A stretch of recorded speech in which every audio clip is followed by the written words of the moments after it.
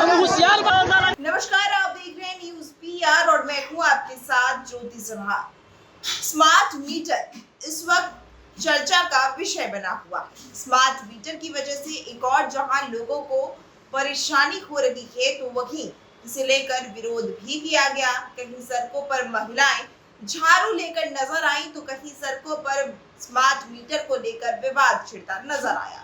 लेकिन अब smart meter के इस विवाद के बीच में पटना की डीएम ने एक संदेश लोगों को दिया है और अपने इस संदेश के जरिए लोगों को समझाने की कोशिश की है, बतलाने की कोशिश की है कि अगर आप स्मार्ट मीटर से परेशान हैं तो आपको क्या करना है और जो विरोध आप कर रहे हैं वो आपको नहीं करना। आपको किस तरीके से स्मार्ट मीटर से परेशानी हो रही है, तो इससे निपटना है, वो पटना की डीएम खुद बता रही है।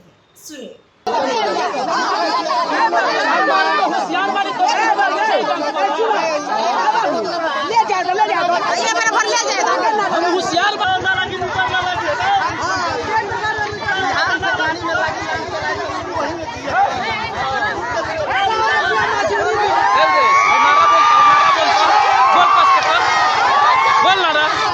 है कि स्मार्ट मीटर तेज चलता है, जिसको हम दिखा सकें कि दोनों मीटर में समान रूप से रीडिंग आ रही है और समान बिल जो है उसकी खपत हो रही है, वो दिख रहा है।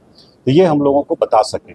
बाकी जो स्मार्ट मीटर लाया गया उसका उद्देश्य ये है कि अधिक से अधिक पारदर्शिता लाई जाए, अधिक से अधिक इफिशियंसी, कुशलता लाई जाए उसमें, और जो क्षय हो रहा था उसको रोका जाए, जो टेम्परिंग वगैरह हो रही थी उसको रोका जाए, और जो बड़े पैमाने पर बिजली की बिल में शिकायतें आती थी उन शिकायतों को दूर किया जाए। हम लोग देखते थे पहले कि बड़ी संख्या में शिकायतें आती थी कि हमारे यहाँ घर पर मीटर रीडिंग लेने आए ही नहीं और मनमाना बिजली का बिल भेज दिया, और मैनुअल इंटरवेंशन था, लोग जा करके घर पर मीटर रीडिंग लेते थे।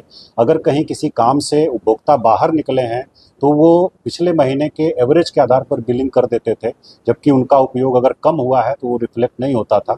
तो बड़ी पैमाने पर जो शिकायतें थी उसको दूर करना इसका मुख्य उद्देश्य है।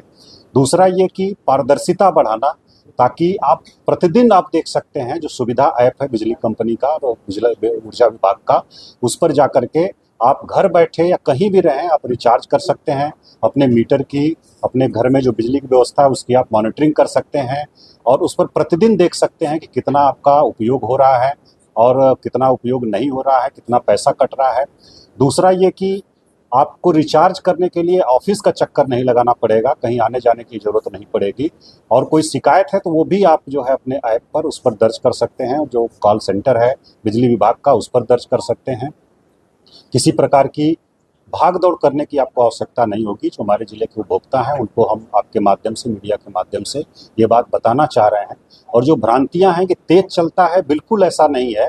हम लोगों ने देखा है, दोनों मीटर लगा करके हम लोगों ने देखा है, दोनों की रीडिंग लिया है 3 दिन 1 सप्ताह के अंतराल पर। और जो लोग चाहेंगे, अगर हमारे उपभोक्ता भी अगर चाहेंगे कि उनके घर में भी पुराना मीटर कुछ दिन रहने दिया जाए और नया भी लगाया जाए, उसके लिए भी हम लोग तैयार हैं।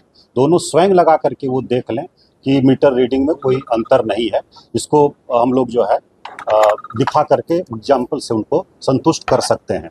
सुना आपने किस तरीके से पटना के डीएम चंद्रशेखर ने खुद इसके बारे में जानकारी दी है कि अगर आप स्मार्ट मीटर से परेशान हैं तो आप एक काम कीजिए, आप अपने घर में जो नॉर्मल मीटर है उसे भी लगवा लीजिए।